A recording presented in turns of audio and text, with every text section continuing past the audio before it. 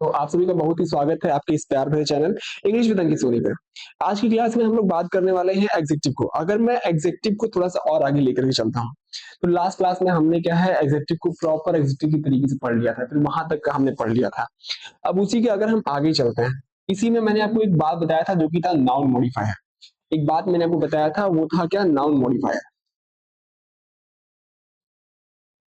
तो क्या किस कोई बता सकता है कि नाउन मॉडिफायर होता क्या है या फिर बनता कैसे है ये? तो आपके दिमाग में आ रहा होगा कि नाउन मॉडिफायर क्या होता है, कुछ नहीं होता बल्कि एक चीज होता है कि अगर मैं नाउन से पहले ही किसी नाउन का यूज कर देता हूँ, नाउन से ही पहले मैं इस नाउन का यूज करता हूँ, तो ये वाला जो पार्ट बनता है, ये पार्ट कैसा होता है, ये पार्ट होता है नाउन मॉडिफायर। क्या होता है ये, नाउन मॉडिफायर। और ये जो नाउन मॉडिफायर होता है ये किसके बराबर होता है, ये किसके कॉन्ग्रुएंट होता है, ये कॉन्ग्रुएंट होता है एग्जेक्टिव के। किसके, एग्जेक्टिव के। इसका मतलब आपको ये समझ में आ रहा है कि इस नाउन मॉडिफायर के साथ आप कभी भी एस या फिर ई एस, मतलब इसका आप कभी भी एस या फिर ई एस से नहीं बनाएंगे, या फिर कभी भी आप इसके साथ अपोस्ट्रोफी एस का यूज नहीं करेंगे। You will not be using apostrophe S along with this case, है ना, इसके साथ आप कभी भी अपोस्ट्रोफी एस का भी यूज नहीं करेंगे। तो ये सारी बात हो गई नाउन मॉडिफायर की। चलिए हम थोड़ा सा आगे लेके चलते हैं। हमने क्या है प्रॉपर नाउन को पढ़ लिया था, अब हमें पढ़ना है, क्या पढ़ना है, डिमॉन्स्ट्रेटिव एग्जेक्टिव की, सॉरी, हमने प्रॉपर एग्जेक्टिव को पढ़ लिया था, अब हमें पढ़ना है डिमॉन्स्ट्रेटिव एग्जेक्टिव के बारे में। क्या पढ़ना है, डिमॉन्स्ट्रेटिव। क्या पढ़ना है, डिमॉन्स्ट्रेटिव एग्जेक्टिव। अब आपने कहा कि ये डिमॉन्स्ट्रेटिव एग्जेक्टिव होता क्या है या फिर बना कैसे है ये, देखिए बात करते हैं डिमॉन्स्ट्रेटिव एग्जेक्टिव की।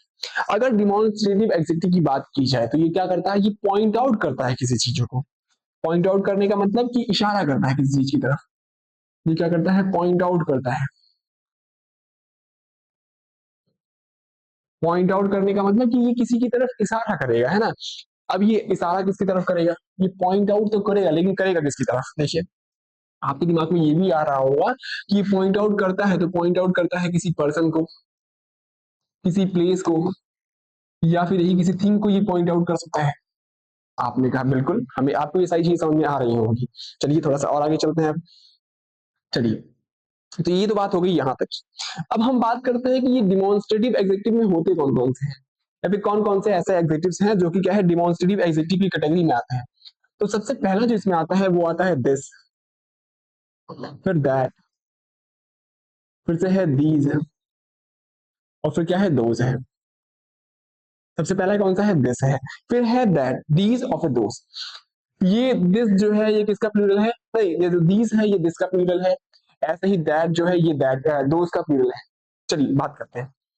अगर दिस की बात की जाए, दैट की बात की जाए, दीज की बात की जाए और फिर दोस्त की बात की जाए, तो ये दिस जो होता है ये हमेशा यूज होगा सिंगुलर नाउन के साथ। इसके साथ क्या यूज होगा, हमेशा सिर्फ और सिर्फ सिंगुलर नाउन ही यूज होंगे। अगर सिंगुलर नाउन यूज हो रहा है तो ये अपने आप में क्या बताता है, ये अपने आप में बताता है नियरनेस, है ना, किसी चीज के पास होने के बारे में बताता है कि कोई चीज जो है नजदीक है। अगर नजदीक है तो हम क्या यूज करते हैं, दिस का यूज करते हैं। कोई दिक्कत परेशानी, आपने कहा नहीं। ऐसे ही बात करते हैं दैट की। दैट के साथ भी हम क्या करते हैं, सिंगुलर नाउन का ही यूज करते हैं, लेकिन ये जो पार्ट होता है ये किसी फार थिंग के लिए हम यूज करते हैं। कोई ऐसी चीज जो कि बहुत ही दूर हो उसके लिए हम इसका यूज करते हैं। ठीक है ना, चलिए देखते हैं। हाँ अब आगे चलते हैं। फिर आगे बात करते हैं दीज। इनके साथ हम यूज करते हैं प्लूरल नाउन का। और फिर ये जो होता है ये किसका होता है, ये होता है नियरनेस के लिए यूज। इसको हम यूज करते हैं नियरनेस के लिए। लेकिन यही बात करते हैं दोस्त की, तो दोस्त भी जो होता है ये भी प्लूरल नाउन के साथ यूज होगा, लेकिन ये किसके लिए यूज होता है, ये फार थिंग्स के लिए, ये किसी ऐसी चीज के लिए यूज होता है जो कि क्या है बहुत ही दूर हो। दूर की चीजों को हम इसके इससे दिखाते हैं। चलिए ये तो आपने इसको पहले से ही नाउन में पढ़ लिया था, लेकिन थोड़ा सा इसको हम यहाँ पे रिवाइज करते हैं और इसके बारे में थोड़ा सा एग्जाम्पल देखते हैं पहले। देखिए सबसे पहले हम इनके बारे में कुछ एग्जाम्पल देखेंगे। मैं बैकग्राउंड को वाइड कर देता हूँ। चलिए, क्या ये बैकग्राउंड ठीक है?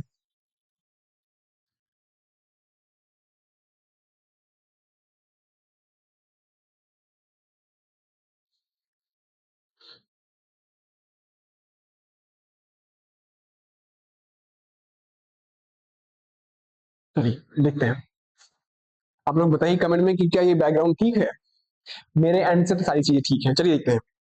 अगर हम बात करते हैं डिमॉन्स्ट्रेटिव एग्जेक्टिव की, तो ये क्या करता है, ये पॉइंट आउट करने का काम करता है। इन्हीं में अगर हम कुछ एग्जांपल्स देखते हैं, इनके लिए अगर हम कुछ एग्जांपल्स लिखते हैं, तो सबसे पहला जो इसमें एग्जांपल आता है वो है,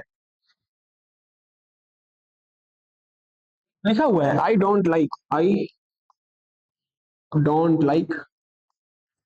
this kind of shoes, this kind of shoes, जैसे this kind of shoes, I do not like this kind of shoes. फिर यहीं पे अगला है, लिखा हुआ है that boys has spoiled the match। चलिए इन्हीं चीजों को थोड़ा सा और आगे लेके चलते हैं। अगर इन दोनों एग्जांपल्स को हम समझें, तो सबसे पहला जो इसमें हमें देखने को मिला है, I don't like this kind of shoes. यहाँ पे अगर मैं शूज की बात करता हूँ, तो आपको मैंने लास्ट क्लास में बताया था कि इसको हम हमेशा किसमें यूज करते हैं, प्लूरल में यूज करते हैं। अगर इसको हम प्लूरल में यूज कर रहे हैं, तो यहाँ पे दिस ना आकर के क्या आएगा, यहाँ पे आएगा दीज, क्या जाएगा, दीज आएगा। और ये क्या है, पास की चीजों के लिए है, ये तो ये पास की चीजों के लिए भी है। तो आगे बात करते हैं, that boys has spoiled match. अब यहाँ पे जो मैच को स्पॉइल करने वाले लड़के होंगे या फिर टीम जो होगा, वो क्या होगा, उसमें ढेर सारे लोग होंगे। तो यहाँ पे जिसकी वजह से हमने बॉयज यूज किया है। अगर ये प्लूरल नाउन के साथ आ रहा है, तो यहाँ पे दैट ना आकर के हम क्या यूज करेंगे, दोज बॉयज हैव, यहाँ पे हैज ना आकर के हम क्या यूज करेंगे, हैव स्पॉइल्ड द मैच। कोई दिक्कत परेशानी, आपने कहा नहीं।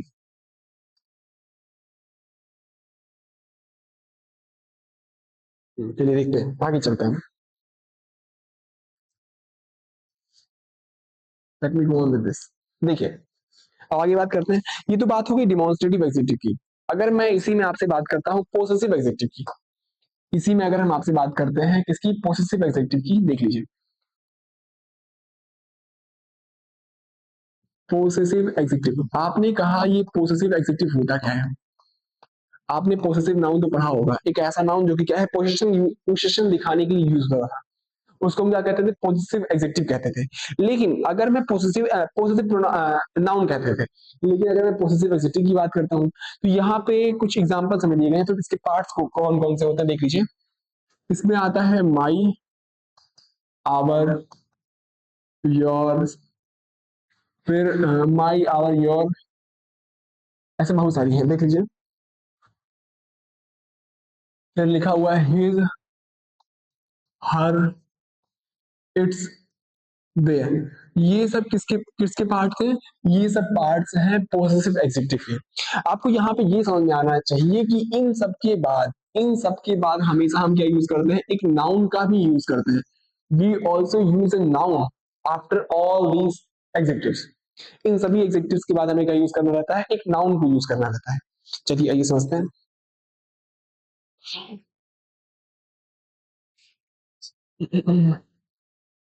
आपको एक बात नोट करके लिखना चाहिए, या फिर आप एक बात नोट करके लिख लीजिए कि अगर हम पोसेसिव एग्जेक्टिव का यूज करते हैं, अगर हम चाहे पोसेसिव एग्जेक्टिव का चाहे यूज कर ले, चाहे डिमॉन्स्ट्रेटिव एग्जेक्टिव का यूज कर ले, इन दोनों को यूज के साथ हम कभी भी किसी आर्टिकल का यूज नहीं करते। We not use any article with this. चाहे इनके पहले या फिर चाहे आप इनके बाद किसी भी आर्टिकल का यूज नहीं करेंगे, बल्कि इस आर्टिकल का ना यूज करके आप एक नाउन लिखेंगे, है ना। इस आर्टिकल का ना यूज करके आप क्या लिखेंगे, सिर्फ और सिर्फ एक नाउन लिखेंगे, ठीक है ना। कोई दिक्कत परेशानी, आपने कहा नहीं। चलिए, इसके लिए हम कुछ एग्जांपल्स आपको देते हैं, कुछ एग्जांपल्स हमारे पास हैं जो कि हैं, देख लीजिए क्या है। हाँ देखिए,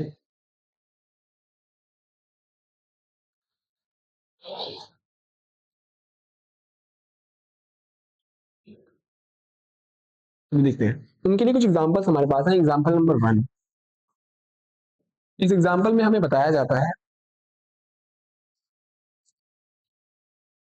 लिखा हुआ है Radha is the my friend, फिर आगे है, you can have you can have the this book, you can have the this book. You can have the this book, लिखा हुआ है वेयर आर, नहीं बस इतना ही साफ समझिए, मैं इन तीन को आप समझिए, दोनों को। लिखा हुआ है Radha is the my best friend. आपने कहा, मैंने अभी आपको बताया है कि अगर ये पोसेसिव एग्जेक्टिव दिया गया है फिर डिमॉन्स्ट्रेटिव एग्जेक्टिव दिया गया है, इनके ना ही पहले ना ही बाद हमें किसी भी आर्टिकल का यूज नहीं करना है। अगर किसी भी आर्टिकल का यूज नहीं करना तो यहाँ पे आने वाला जो द है ये अपने आप में क्या है, सुपरफ्लुअस है। फिर you can have the this book, इसका मतलब ये हुआ कि आपने देखा कि दिस अपने आप में क्या है, एक डिमॉन्स्ट्रेटिव एग्जेक्टिव है। अगर ये डिमॉन्स्ट्रेटिव एग्जेक्टिव के तरीके से काम कर रहा है तो इसके पहले भी हम आर्टिकल दा का यूज नहीं करेंगे। इज देयर एन इशू, कोई दिक्कत परेशानी? आपने कहा नहीं। चलिए ये तो बात होगी पोसेसिव एग्जेक्टिव की। अगर अगर हम आगे चलते हैं, आगे हमारे पास आता है डिस्ट्रीब्यूटिव एग्जेक्टिव। आगे जो हमारे पास आता है वो आता है डिस्ट्रीब्यूटिव एग्जेक्टिव। आपने क्या है, डिस्ट्रीब्यूटिव प्रोनाउन तो पढ़ा ही होगा, वहीं से हमारे पास ये निकल के आया हुआ है डिस्ट्रीब्यूटिव एग्जेक्टिव।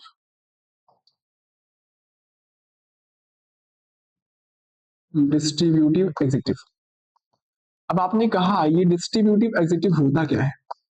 ये डिस्ट्रीब्यूटिव एग्जेक्टिव होता है, ये होता है एक ऐसी चीज या फिर एक ऐसा एग्जेक्टिव जो कि क्या है, बांटने के काम में आता है या फिर शेयर करने के लिए यूज किया जाता है ना, बांटने के लिए काम में आता है। जैसे देखिए इसमें जो हमारे पास आते हैं वो आते हैं, ईच आ गया, इसके लिए आ गया ईच, एवरी, आइदर, नाइदर। ये सब किसके पार्ट्स हैं? ये सब पार्ट्स हैं डिस्ट्रीब्यूटिव एग्जेक्टिव के। आपको ये समझना है कि अगर हम ईच के साथ बताएं तो ईच के साथ हम हमेशा सिंगलर काउंटेबल नाउन का यूज करते हैं। अगर सिंगलर काउंटेबल नाउन आ रहा है तो इसके साथ आने वाला जो वर्ब होगा वो भी कैसा होगा, सिंगलर वर्ब ही है। ऐसे ही अगर एवरी की बात करते हैं तो एवरी के साथ भी हम सिंगलर काउंटेबल नाउन का तो यूज करते हैं, और फिर इनके साथ आने वाला जो वर्ब होगा वो भी कैसा होगा, नाउन के सिंगलर होने की वजह से यहाँ पे जो वर्ब आया है वो भी कैसा होगा, सिंगलर ही होगा। अगर आइदर की बात की जाए तो ये भी सिंगलर काउंटेबल नाउन के साथ आता है, इनके साथ जो आने वाला वर्ब होगा वो कैसा होगा, सिंगलर वर्ब होगा। ऐसे ही बात करते हैं नाइदर की। अगर नाइदर के साथ आने वाला जो नाउन है वो कैसा है, सिंगलर है, तो इनके साथ आने वाला जो वर्ब होगा वो भी कैसा होगा, सिंगलर ही होगा। कोई दिक्कत परेशानी? आपने कहा नहीं। चलिए आइए थोड़ा सा समझते हैं। ये देखिए अगर ईच की बात की जाए, ईच को तब हम यूज करते हैं, ईच को हम प्रत्येक के लिए यूज करते हैं, प्रत्येक के लिए। और फिर ये तब यूज होता है जब क्या है, नंबर्स जो है वो बहुत ही छोटे हैं, है ना, या फिर ग्रुप जो है बहुत ही छोटा ग्रुप, स्मॉल ग्रुप्स के लिए हम इसको यूज करते हैं। We use it for small groups, हम इनको स्मॉल ग्रुप्स के लिए यूज करते हैं। ऐसे ही बात करते हैं, अगर एवरी दिया गया है, ये सब दिया गया है, तो इसमें ये तब यूज होता है जब क्या है, नंबर दो से ज्यादा हो जाए, या फिर मतलब थोड़े बड़े ग्रुप्स के लिए, थोड़े बड़े ग्रुप्स के लिए हम इनको यूज कर सकते हैं। ऐसे आइदर या फिर नाइदर। आइदर का मतलब होता है कि दो में से कोई एक, है ना। आइदर का मतलब क्या होता है, सॉरी, आइदर का मतलब होता है कि दो में से कोई एक, दो में से कोई एक, है ना। लेकिन अगर नाइदर की बात की जाए तो दो में से कोई नहीं, है ना। नाइदर की बात की जाए तो दो में से कोई भी नहीं। चलिए आगे बात करते हैं।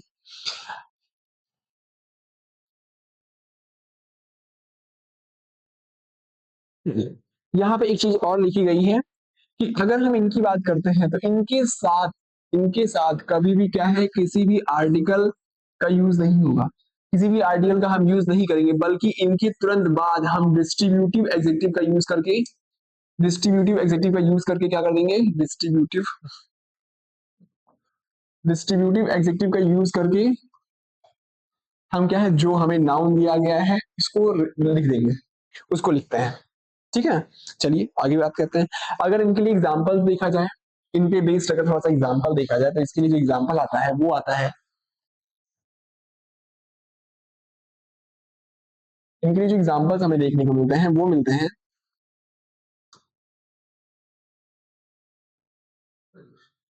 सॉरी, चलिए देखिए इनके लिए जो हमें एग्जाम्पल्स देखने को मिलते हैं, सबसे पहला जो इसमें एग्जाम्पल है वो है,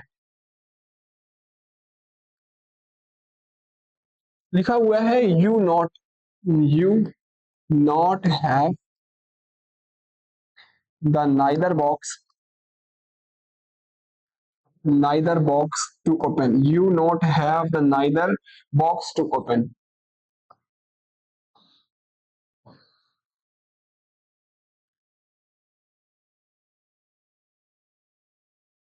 लिखा हुआ है each citizen of India has equal rights.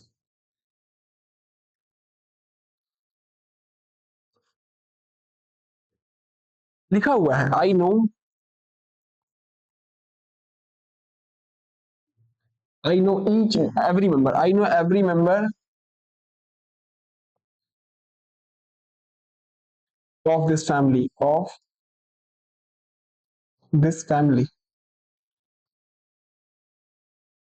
चलिए ये समझते हैं इनको। देखिए लिखा हुआ है you have you have the neither you not have the neither box to open.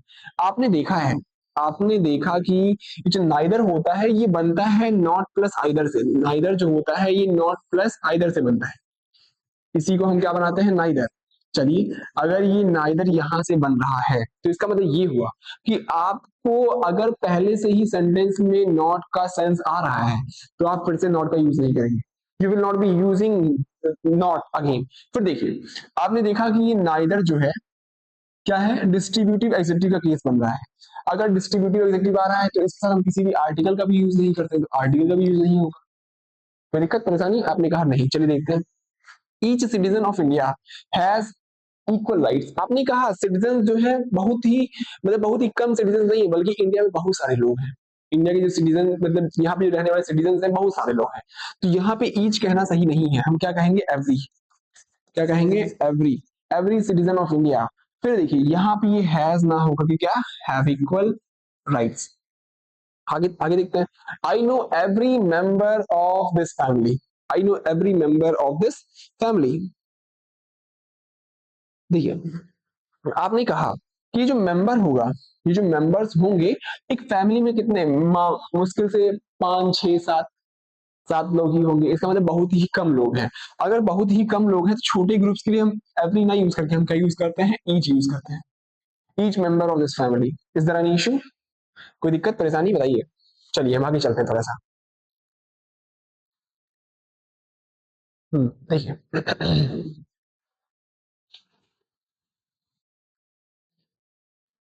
एक बात आप यहाँ पे नोट करके लिख लीजिए। सॉरी, बात आप यहाँ पे नोट करके लिखिए कि ऐसे एग्जेक्टिव जो कि क्या है, नाउन से निकले हुए हैं, उनको हम बोलते हैं प्रोनोमियल, है ना। ऐसे एग्जेक्टिव जो कि नाउन से निकले हुए हैं उनको हम बोलते हैं प्रोनोमियल एग्जेक्टिव्स। अरे nominal, NOMINAL, nominal executive.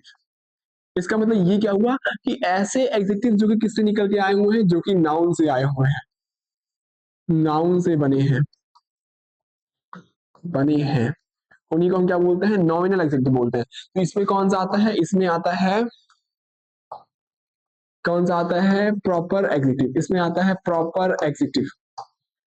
Proper executive जो है ये किससे बना हुआ है, नाउन से बना। अगर नाउन से ही बना है तो इसको क्या बोलेंगे, नॉमिनल एग्जेक्टिव बोलेंगे। लेकिन ऐसे एग्जेक्टिव जो कि क्या है, प्रोनाउन से बने हुए हैं, फिर प्रोनाउन से निकले हुए हैं, तो उनको हम बोलते हैं प्रोनॉमिनल एग्जेक्टिव। क्या बोलते हैं उनको, प्रोनॉमिनल एग्जेक्टिव। Pronominal executive. इसका मतलब क्या हुआ, ऐसे एग्जेक्टिव जो कि क्या है, कहां से निकल के आए हुए हैं, जो कि निकल के आए हैं प्रोनाउन से, उनको हम क्या बोलते हैं, प्रोनॉमिनल एग्जेक्टिव बोलते हैं। अगर इन्हीं के हम एग्जांपल्स की बात करते हैं तो इसमें कौन सा आता है, पोसेसिव एग्जेक्टिव आता है। इसी में कौन सा आता है, पोसेसिव एग्जेक्टिव आता है। आप इसी में कहेंगे डिस्ट्रीब्यूटिव एग्जेक्टिव भी इसी में आता है। डिस्ट्रीब्यूटिव एग्जेक्टिव भी इसी में आता है। फिर डिमॉन्स्ट्रेटिव एग्जेक्टिव भी इसी में आता है।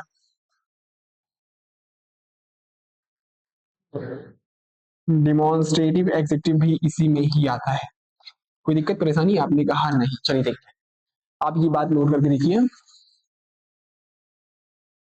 देखिए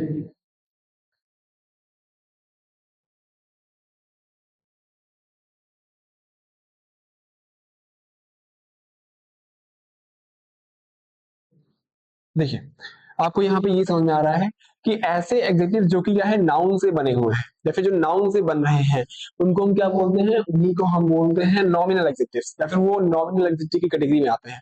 या फिर ऐसे एग्जेक्टिव जो कि क्या है प्रोनाउन से मिलके बने हुए हैं या फिर प्रोनाउन से निकले हुए हैं उनको हम बोलते हैं नॉमिनल प्रोनॉमिनल एग्जेक्टिव्स। ठीक है ना, कोई दिक्कत परेशानी? आपने कहा नहीं। चलिए थोड़ा सा अब आगे चलते हैं, let us go on further.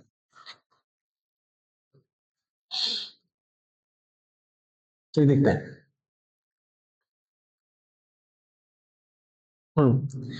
आपने कहा ये सारी बातें तो हो गई यहाँ की। अब हम बात करते हैं एक अगले प्रोनाउन के बारे में जो कि क्या है एग्जेक्टिव ऑफ नंबर है। अब हम बात करने वाले हैं अगले एग्जेक्टिव के बारे में जो कि क्या है एग्जेक्टिव ऑफ नंबर। अगला जो आ रहा है हमारे पास वो आ रहा है executive of number. Executive of number. अब आपने कहा ये एग्जेक्टिव ऑफ नंबर में आते कौन कौन से हैं? इसमें क्या है दो केसेस आते हैं। एग्जेक्टिव ऑफ नंबर में दो केसेस आते हैं। पहला कौन सा है डेफिनिट। पहला कौन सा है डेफिनिट एग्जेक्टिव, डेफिनिट आता है। और फिर इसी में एक आता है इनडेफिनिट। आपने इसको पहले भी पढ़ा होगा कि अगर हम एग्जेक्टिव ऑफ नंबर की बात करते हैं तो इसमें क्या आता है डेफिनिट आता है और फिर आता है एक इनडेफिनिट आता है। डेफिनिट आता है और फिर इनडेफिनिट आता है। अगर डेफिनिट की बात की जाए तो डेफिनिट में क्या है दो केसेस आ सकते हैं। डेफिनिट में भी दो केसेस आते हैं, तीन डेफिनिट तीन तरीके से होते हैं। पहला कौन सा है कार्डिनल। इसमें हमें देखने को मिलता है कार्डिनल, कार्डिनल छुड़ी। इसमें हमें देखने को मिलता है कार्डिनल, कार्डिनल। फिर इसी में आता है ऑर्डिनल। फिर इसी में एक और आता है जिसका नाम है मल्टीप्लिकेटिव। मल्टीप्लिकेटिव चलिए देखते हैं। मिरल, ये मल्टीप्लिकेटिव। अब ये कार्डिनल कौन सा होता है, ऑर्डिनल कौन सा होता है, या फिर मल्टीप्लिकेटिव कौन कौन सा होता है? अगर मैं कार्डिनल की बात करता हूं तो इसमें आता है 1 2 3 4। 1 2 3 4। ये सब किस में आते हैं, ये सब आता है कार्डिनल में। लेकिन अगर यही ऑर्डिनल की बात की जाए तो आप कहेंगे इस ऑर्डिनल में आप लेकर के आएंगे कौन सा फर्स्ट सेकंड थर्ड। ऑर्डिनल में आप लेकर के आएंगे फर्स्ट सेकंड थर्ड फोर्थ। ये सब किस कैटेगरी में आ रहे हैं, ये सब आ रहे हैं ऑर्डिनल की कैटेगरी में। ठीक है ना। अगर हम यहीं पे बात करते हैं मल्टीप्लिकेटिव की, हम बात कर रहे हैं मल्टीप्लिकेटिव की, तो आपने कहा मल्टीप्लिकेटिव में जो होता है वो आता है सिंगल। मल्टीप्लिकेटिव में जो आते हैं सिंगल आता है, डबल आता है, ट्रिपल आता है। सिंगल डबल ट्रिपल ये सब किसमें आते हैं, ये सब आते हैं मल्टीप्लिकेटिव की कैटेगरी में। कोई दिक्कत परेशानी?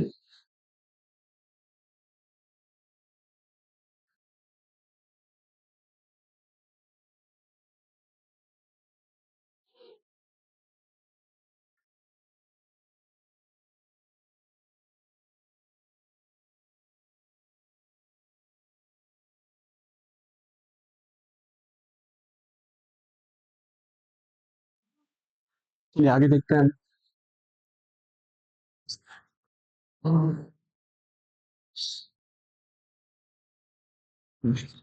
चलिए देखते हैं। ये तो बात होगी एग्जीक्यूटिव ऑफ नंबर्स की। पहला कौन सा आता है डेफिनेट। डेफिनेट में कौन सा है कार्डिनल है, ऑर्डिनल है और फिर मल्टीप्लिकेटिव है। कार्डिनल्स में आते हैं 1 2 3 4। अगर मैं ऑर्डिनल की बात करता हूँ first second third fourth. Multiplicative में सिंगल डबल थर्ड ये सब कौन से आते हैं मल्टीप्लिकेटिव केसेस में आते हैं। चलिए इन्हीं को थोड़ा सा और हम एग्जाम्पल से अगर क्लियर करते हैं, इन्हीं को थोड़ा सा अगर एग्जाम्पल से समझते हैं तो इसके लिए एग्जाम्पल से मुझे देखने को मिलता है वो है, सबसे पहला एग्जाम्पल है वो है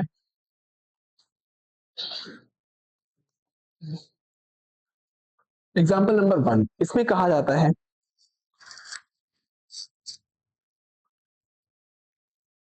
she got, she got first prize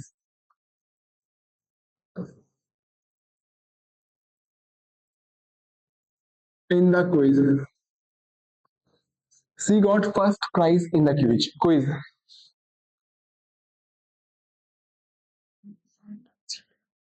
I reserve the two first, I reserved the two first,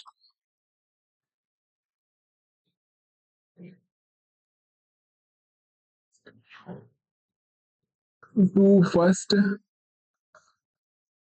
seat for them. ऐसे ही आगे चलते हैं।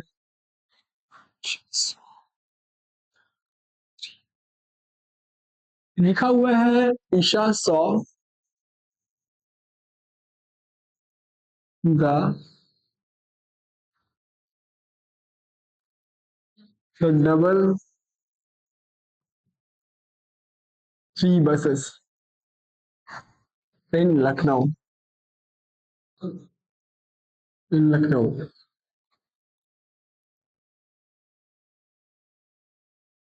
लिखा हुआ they are selling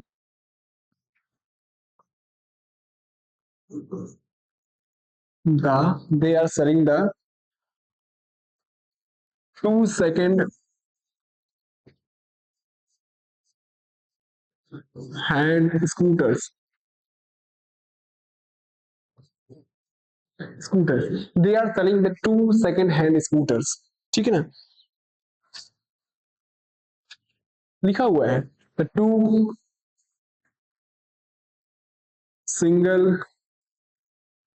digit numbers are given। digit the 2 single digit numbers are given।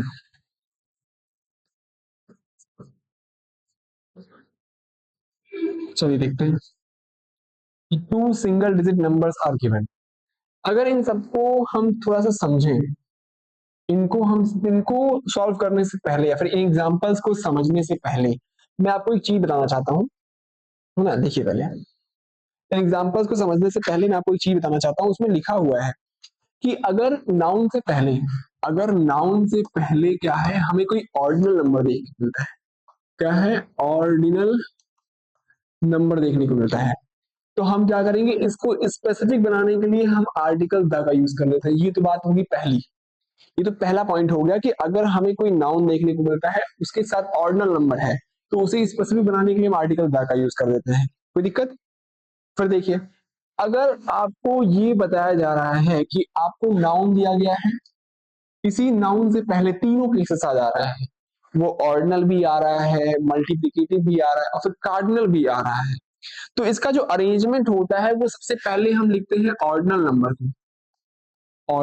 को, फिर हम लिखते हैं कार्डिनल को, फिर इसी के बाद हम लिखते हैं मल्टीप्लिकेटिव। क्या लिखते हैं? मल्टीप्लिकेटिव।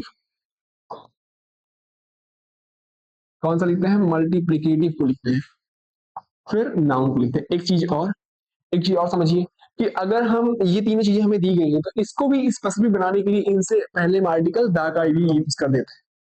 आप क्या समझिए कि इसके ऑर्डर से रिलेटेड हमें क्या है, एग्जाम में क्वेश्चन देखने को मिलता है कि इनके ऑर्डर्स पे बेस्ड हमें कुछ ना कुछ एग्जाम में क्वेश्चन देखने को मिलता है कि सबसे पहले अगर इसके अरेंजमेंट की बात की जाए तो हम ऑर्डिनल को पहले लिखते हैं, फिर कार्डिनल आता है, फिर कौन सा आता है? मल्टीप्लिकेटिव आता है। कौन सा आता है? मल्टीप्लिकेटिव आता है। चलिए देखते हैं। देखिए आगे देखते हैं। हाँ, फिर एक और इसी में आता है, वो है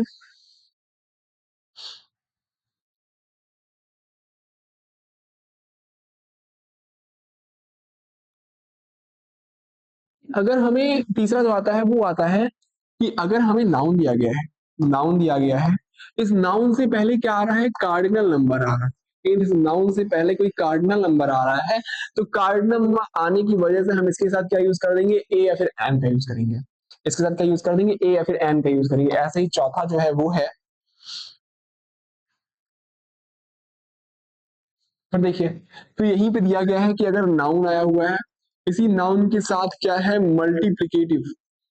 मल्टीप्लिकेटिव का केस आ रहा है तो इसके साथ भी हम क्या यूज करते हैं? आर्टिकल ए या फिर एन का यूज करते हैं।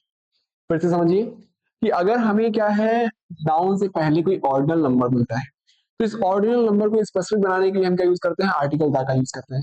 लेकिन इसके सेकंड में क्या आता है कि नाउन के साथ अगर हमें तीनों केसेस दिए गए हैं, कार्डिनल भी है, ऑर्डिनल भी है, मल्टीप्लिकेटिव भी है, तो इसका जो अरेंजमेंट है, फिर जो सीक्वेंस होता है वो क्या होगा? सबसे पहले हम कार्डिनल को यूज करते हैं, फिर सबसे पहले हम ऑर्डिनल को यूज करते हैं, फिर कार्डिनल को, फिर मल्टीप्लिकेटिव और उसी के साथ क्या है? नाउन लिखा है। इसको भी स्पेसिफिक बनाने के लिए हम आर्टिकल द का यूज करते हैं। फिर अगला केस है कि अगर नाउन के साथ कार्डिनल नंबर दिया गया है तो इसको इसके लिए हम क्या यूज करते हैं? आर्टिकल ए या फिर एन। ऐसे ही मल्टीप्लिकेटिव केस में भी है कि हमें आर्टिकल ए या फिर एन का यूज करना रहता है। आर्टिकल ए या फिर एन का हमने यूज कर दिया है। कोई दिक्कत परेशानी है? आपने कहा नहीं। चलिए देखते हैं आगे। देखिए इसी बात को थोड़ा सा और आगे लेके चलते हैं।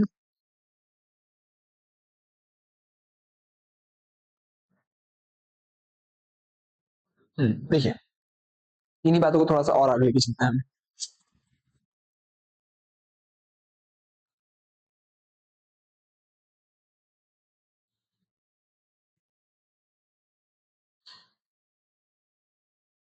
ठीक है, एवरीथिंग इज फाइन।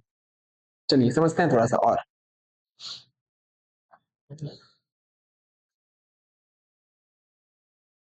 हम्म, बस एक और हमारे पास बचता है जो कि है इनडेफिनिट।